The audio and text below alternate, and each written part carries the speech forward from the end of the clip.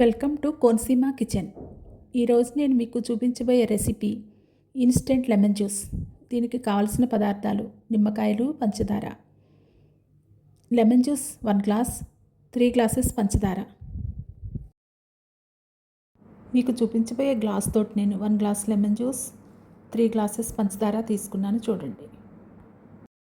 Stove మీద ఒక గిన్నె పెట్టుకుని పంచదార అందులో వేసుకోవాలి. వాటర్ వేసుకోండి. ఒక టీ గ్లాస్ వాటర్ కంటే కొంచెం ఎక్కువ వాటర్ వేసుకోండి, కానీ తక్కువ వాటర్ వేసుకోకూడదు.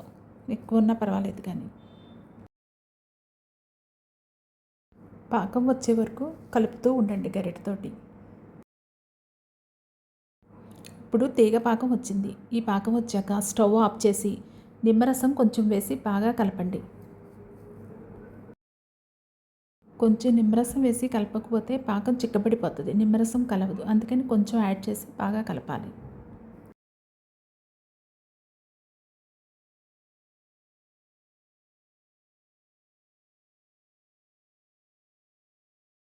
పాకం చల్లారింది. చల్లారాక మిగతా నిమ్మరసాన్ని వేసి కూడా బాగా కలపండి.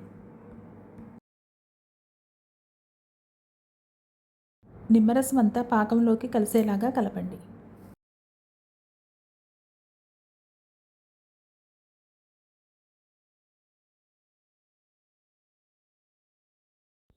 ఇన్స్టెంట్ లెమన్ జ్యూస్ రెడీ అవ్వింది. దీన్ని ఒక గాజు సీసాలోకి వేసుకుని స్టోర్ చేసుకుంటే ఫ్రిడ్జ్లో 15 రోజుల వరకు నిల్వ ఉంటుంది. మనకు లెమన్ జ్యూస్ కావాలి అనుకున్నప్పుడు ఒక గాజు గ్లాసులోకి ఐస్ వాటర్ వేసుకుని 2 స్పూన్స్ లెమన్ జ్యూస్ కలుపుకోవాలి. ఇంకా తీపి కావాలనుకుంటే 4 స్పూన్స్ వేసుకోవచ్చు. తక్కువ కావాలనుకున్నవారు 2 స్పూన్స్ వేసుకోవచ్చు. మీ ఇష్టం, మీ టేస్ట్ని బట్టి కలుపుకోండి.